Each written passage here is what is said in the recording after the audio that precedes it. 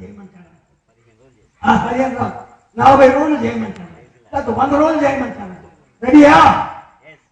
ఎట్లా దేశం చెప్తాను మన చేయలేదు.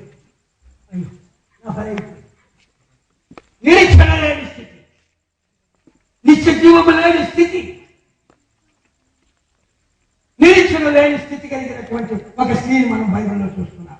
ఎవరా? మరి సహోదరి ఎవరు చెప్పండి? ఏ స్త్రీలు? ఎవరు? మార్త. ఈ రోజు బతుకుతారే అంటే వింటుందా? ఎప్పుడో లేపుతావు లేవా? ఇప్పుడు కాదు, ఆ శవం కుళ్ళిపోయింది, కంపు పడుతుంది, సమాజాన్ని అడుగుతారంటే నీకేమైనా అన్నట్టుగా మాట్లాడు. నో నిరీక్షణ. కాబట్టి ప్రియులారా, నిరీక్షణ లేని ప్రజల వలె ఉండవద్దు. నిరీక్షణలో నుంచి నిత్య జీవం ప్రవహిస్తుంది. ఈ నిత్య జీవాన్ని ఇచ్చేవాడు ప్రభువైన యేసుక్రీస్తు ఒక్కడే. అందుకే దేవుడు నిర్ణయించాడు, నిత్య జీవము కలుగు నాయందు విశ్వాసం ఉంచిన వాడు. ఒక చిన్న ఉదంతం చెప్పి ముగిస్తాను, చూడండి. లూకా సువార్త 18 త్వరగా 18వ అధ్యాయము 8వ వచనం.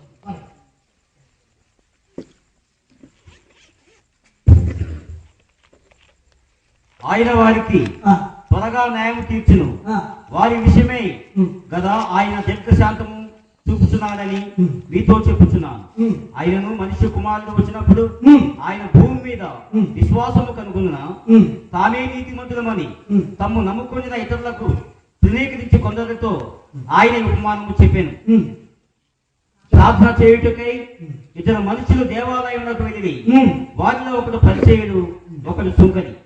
పరిచయుడు నిలబడి, దేవా, నేను చోరులను, అన్యాయస్తులను, విభుచారులైన ఇతర మనుషుల వల్లైనను ఈ సుంకరి వల్లైనను ఉండవలన నీకు కృతజ్ఞతాస్తుతులు చెల్లిస్తున్నాను. వారమునకు 2 మార్లు ఉపవాసము చేయిస్తూ నా సంపాదన అంతటిలో 10వ వంతు చెల్లించున్నానని తనతో తాను ప్రార్థించుచుండెను. అయితే సుంకరి దూరంగా నిల్చుండి ఆకాశం వైపు కన్నులెట్టుటకైనను ధైర్యము చాలక రొమ్ము కొట్టుకొనుచు, దేవా, పాపినైన నన్ను కరుణించమని పలికెను.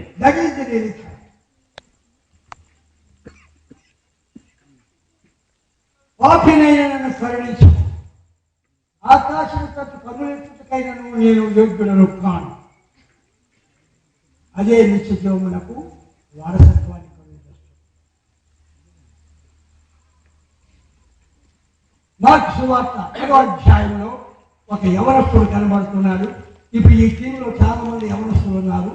ఈ యవనస్తులకి మంచి గుణపాఠం ఏంటంటే ఈ వ్యక్తి చదవండి. మార్కు సువార్త 1వ అధ్యాయం చదవండి. ఆయన బయలుదేరి మార్గమున పోవుచుండగా ఒకడు పరిగెత్తుకుని వచ్చి ఆయన ఎదుట మోకాళ్ళుని, సద్బోధకుడా, నిత్య జీవమునకు వారసుడకు నేనేమి చేయదని ఆయన నిత్య జీవాన్నే ఎదుగులో పెట్టుకుని ఏం చేయాలని అడుగుతుంది. నేనంత సొంతోది యేసయ్య నిత్య జీవము ఇవ్వగలవాలని నిరీక్షణతో వచ్చారా? మరి మగం కన్ను ముట్టుకుని ఎందుకు పరిగెత్తాడు? అదే మరి డబ్బులు లేకుండా ఒక సేవకుడు బతుకుతాడా? చెప్పు, బతకలేదు. బతుకుతాడు. డబ్బులు లేకుండా ఒక సేవకుడు బతుకుతాడు. యేసయ్య జేబులో డబ్బులు ఉన్నాయా? సవాల్ చేసి అడుగుతాడు, ఉన్నాయా? ఆ చందా సంచులు అడుగు పొడుగు మిగిలితే చనిపోవాలి వేసాడు. కానీ ఆయన చేతిలో డబ్బులు లేవు, జేబుల్లో డబ్బులు లేవు. కానీ ట్యాక్స్ కలెక్టర్ వచ్చి ట్యాక్స్ కట్టమని అడిగినప్పుడు పేతురు ప్రభు దగ్గరికి వెళ్ళి అడిగినప్పుడు, వెళ్ళు, మన డబ్బులు అక్కడ చేపలో ఉన్నాయి, తెచ్చుకోపో. ఎక్కడున్నాయి? ఏది నిరీక్ష? ఏది నిత్యజీవం? ఏది తెలియదు. ఆ భవిష్యత్తులో ఉంటున్నారు. ఎక్కడున్నారు? Chandrashanti. No, lord never saw the bag of offering. చూడలేదు. చూసుకోవడం మొదలెట్టాడు. ఒక వెధవరాలు, వీర వెధవరాలు 2 కాసులేదని చూశాడు. అందరికంటే ఎక్కువ వేసిందని చెప్పేసి అది తన జీవము వేసను అన్నాడు. ఎలా అన్నాడు? జీవమును వేసను. గొప్ప మాట. చాలా మందికి డబ్బులు లేకుండా, ఒకరోజు నా చేతిలో డబ్బులు లేవు. డబ్బులు లేకపోతుంటే ఏం చేయాలి? ప్రభువా, నేను నామంలో వెళ్తున్నాను, నువ్వు ఎలా తీసుకెళ్తావో నాకు తెలియదు, కాబట్టి నేను నెల్లూరు వెళ్ళాలి, ఇప్పుడు డబ్బులు చేతులు లేవు. ఆ కాలంలో ఏటీఎంస్ కానీ అవి అన్నీ లేవు. నేను చెప్పేది 1967. ఏమైపోయింది? నేను 63లో మారు మనసు పొందాను. 67లో దేవుడి కొరకు నన్ను నేను ప్రతిష్ఠించుకొని ప్రభువుని అడిగి ఉద్యోగం చేస్తూ దేవుని సేవ చేయడం ప్రారంభించాను.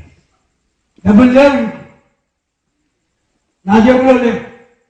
వెళ్ళా, నేను రోడ్డు మీద నిలబడ్డాను, ప్రార్థన చేసుకుంటున్నాను. ప్రభువా, నువ్వు ఎలా తీసుకెళ్తావో నాకు తెలియదు, but you are my guide, you are my treasure.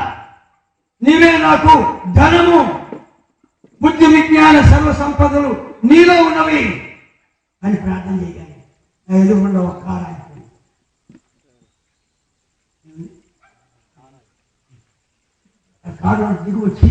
కారులోంచి దిగి వచ్చి అయ్యా, మీరు ఎక్కడికి వెళ్ళాలి?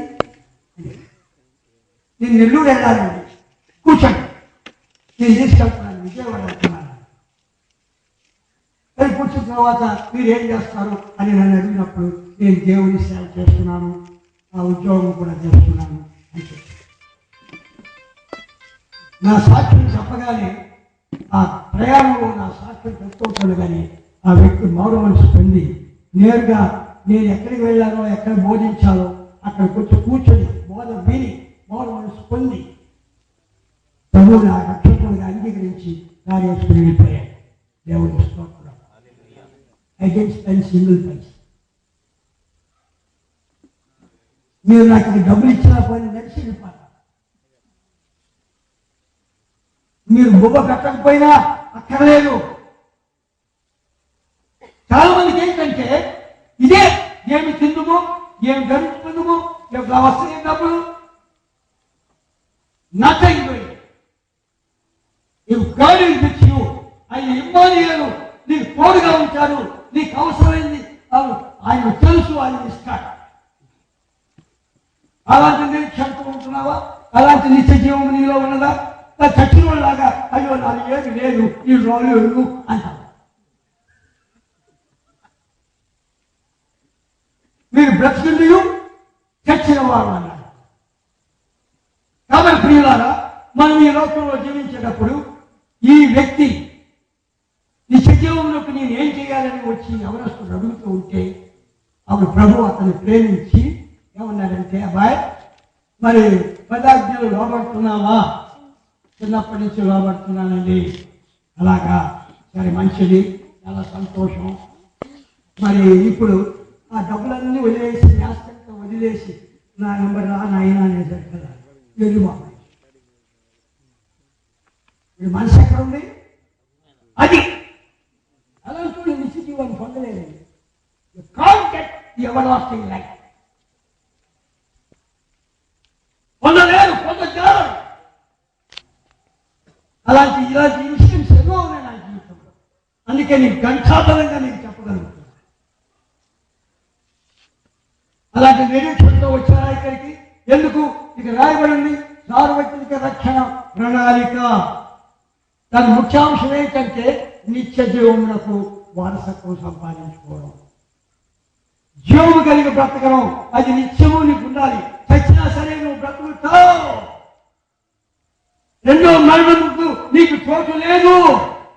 తన గ్రంథంలో రాయండి, you can't die again. Even if you die, you will rise again.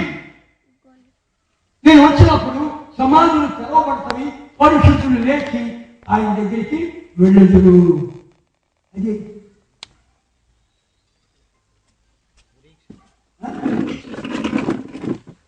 నిత్య జీవంతో కూడిన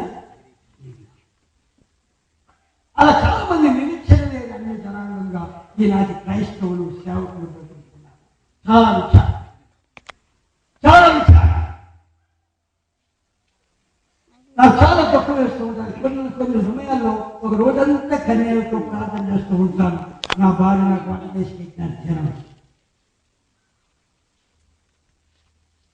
నా స్టోరీ చెప్పాలంటే రాత్రంతా పడుతుంది. ఒక అనాథగా పెరిగి నేను అనాథ సేవలో చదువుకున్నటువంటి వాడు. నా తల్లి గర్భంలో ఉన్నప్పుడే మా తల్లి గారు చనిపోయాడు. నా తల్లి 12 ఏళ్ల వరకు బ్రతికి ఆమె చనిపోయింది. నేను అనాథమైపోయి ఒక అనాథ సేవలో చదువుకున్నాను. చదువు ముగించిన తర్వాత ఉద్యోగం వచ్చింది. ఆ ఉద్యోగంలో ప్రవేశించి చూసుకుంటుండగా అప్పుడు వివాహం కూడా అయిపోయింది. 2 పిల్లలు పుట్టారు. అప్పుడు సువార్త ఉంది. అప్పుడు నాకు 24 ఏళ్ళు. ఆ రాత్రి నా పిల్లక చుట్టూ నా జన్సం నాపలో స్టైల్ అంతా పోయింది. ప్రభు మార్చేసాడంటే, ప్రభా ఏం చేయమంటావు? నన్ను మార్చేసావు, నేను నీ బిడ్డలైపోయాను, నాకు వాగ్దానం చేశావు, నన్ను ఏం చేయమంటావు చెప్పు, ఉద్యోగం వదిలిపెట్టినా అని అడిగినప్పుడు ప్రభు ఏమన్నాడంటే, ఉద్యోగంలో ఉంటూ నేను వాడుకుంటాను, అనేక మంది ఆత్మలు సంపాదిస్తాను. ప్రభు వాగ్దానం చేశాడు. ఎలా సంపాదిస్తాను ప్రభువా అని అడిగితే ఇర్మియా గ్రంథం 51:20 ద్వారా నాతో మాట్లాడాడు. నేను బాప్తిసం తీసుకున్న రోజున అప్పుడు నా పేరు మార్చుకున్నాను. నా పేరు కృష్ణమూర్తి అయితే మ్యాథ్యూగా మార్చి గెజెట్ ఆఫ్ ఇండియాకి గెజెట్ పబ్లికేషన్ చేసి నా రికార్డుని మ్యాథ్యూగా మార్చేసి, no duplicate name. Old name is completely buried. And the new name God has given to me as Matthew. అప్పుడు అన్ని నా రికార్డులని మార్చేసి, నా ఎడ్యుకేషన్ క్వాలిఫికేషన్స్ అవి కూడా మార్చి పాటిస్తాను. యూనివర్సిటీలో మార్చేస్తాను. గెజెట్ పబ్లికేషన్ ఒకసారి వచ్చిందంటే అన్ని మార్చడమే. ఎంతకాలం డూప్లికేట్ లైఫ్. ఆయన ఎంతో నూతన సమస్యలు పాతవే, సమస్యలు పాత బుద్ధే, పాత నరకే, పాత జీవితమే. కానీ సమస్తము నూతనమాయను. ఎంత గొప్ప మాట. అలా నా జీవితంలో ఎన్నో కార్యాలు చెప్పడానికి వర్ణించడానికి టైం లేదు. ఈ నిత్య జీవనం వెళ్ళడానికి అడిగిన వాడు, సరే వరి చేస్తున్నావా? చేస్తున్నానండి. అయితే నీ డబ్బులన్నీ ఇచ్చేసి బేదలకు ఇచ్చేసి నువ్వు నన్ను గమనించమంటే ఎరువు మొహం వేసుకుని ఇంటికి వెళ్ళిపోయాడు. వారికి నిత్య జీవము లేదు. Don't covet money. డబ్బు కొరిగేది చూడద్దు. విశ్వాసం అన్నది నిరీక్షింపబడి వాటి యొక్క నిజ స్వరూపము. ఇది ట్రూ యాక్షన్. అది నిజమైనటువంటి నరక. కాబట్టి ప్రియులారా, ఈ యవనస్తులు చూడండి, యవనస్తులు వచ్చి చక్కగా పాడారు. వీళ్ళ గురించి వెనకాల పాడుకుంటూ ప్రార్థన చేశారు. అంతవరకు సిద్ధపడి ఎక్కడ నీకు పోటీ చేయకుండా చేయించాము.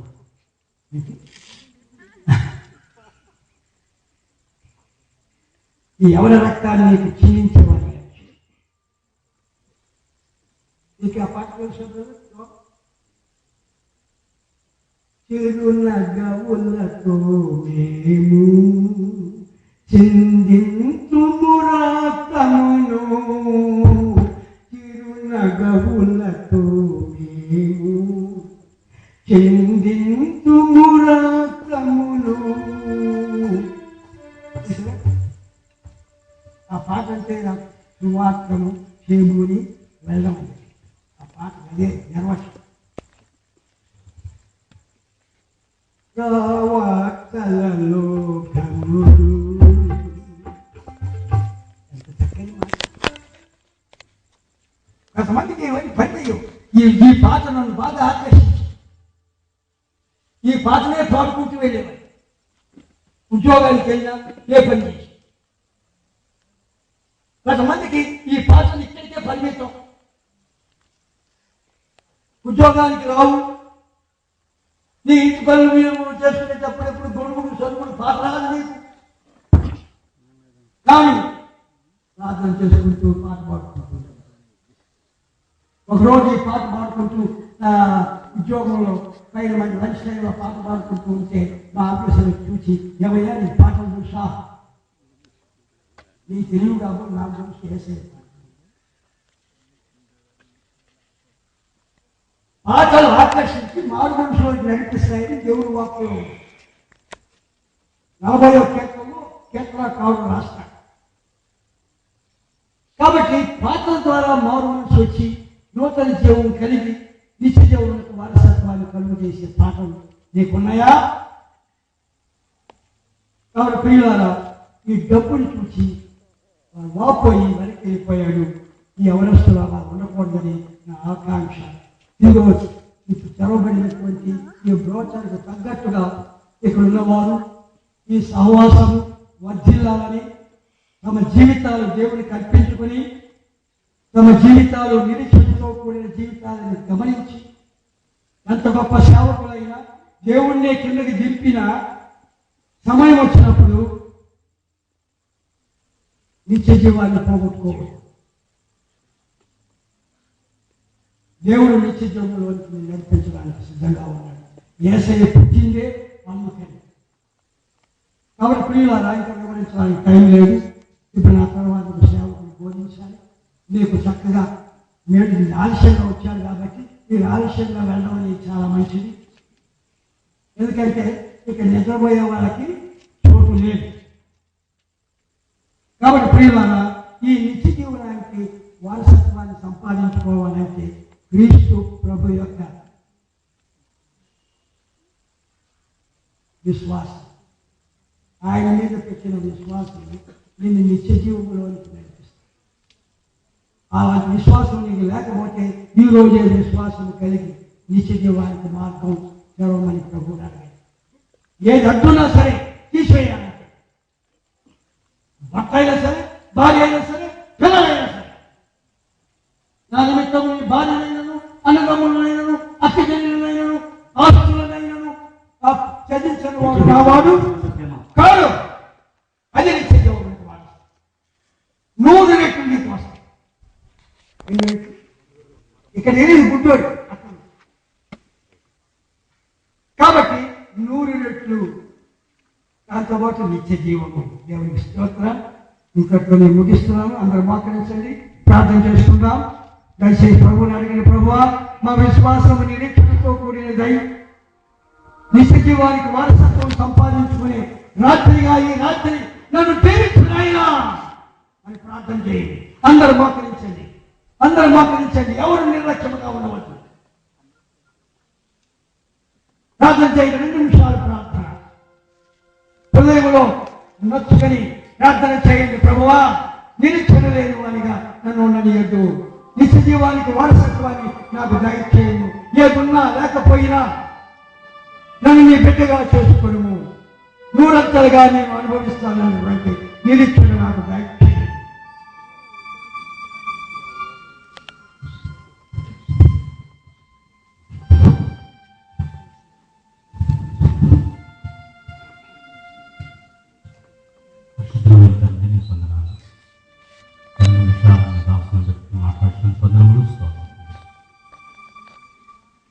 తదుపరి మాట్లాడుతున్న దైవజనులు కూడా మీరు ఎత్తిపెట్టినట్టు ప్రభావం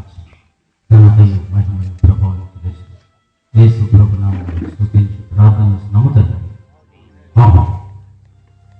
నిత్య జీవం గురించి కొన్ని వివరణ అందించిన దైవజనులు జ్ఞాపేశ్వర గారికి మరి సార్వత్రిక రక్షణ ప్రణాళిక పరిస్థితి సంస్థ నుండి ప్రత్యేక వందనాలు తెలియజేస్తున్నాను.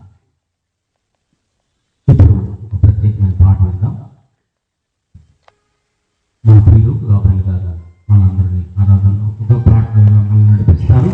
అటుపడి దేవుని యొక్క సందేశాన్ని మన ప్రియులు బాబూజీ గారు దేవుని యొక్క వాక్యం అందిస్తారు. హల్లెలూయా. చాలా సేపటి నుంచి కూర్చున్నాం ప్రియుల ఆయన లేచి నిలబడి దేవాది దేవుడు నిలబడడం. దేవాది దేవుడు గొప్ప దేవుడు భయంకరమైనటువంటి ఎండలో నుంచి కూడా నేను ఈ స్థితిలోకి చల్లటి సమయంలో తీసుకొచ్చినటువంటి ఆ గొప్ప దేవునికి హృదయపూర్వకంగా చప్పట్లు కొడుతూ ఆరాధన చేద్దాం.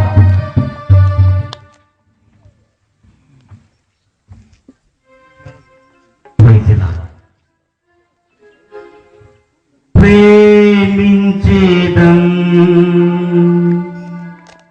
అధికముగా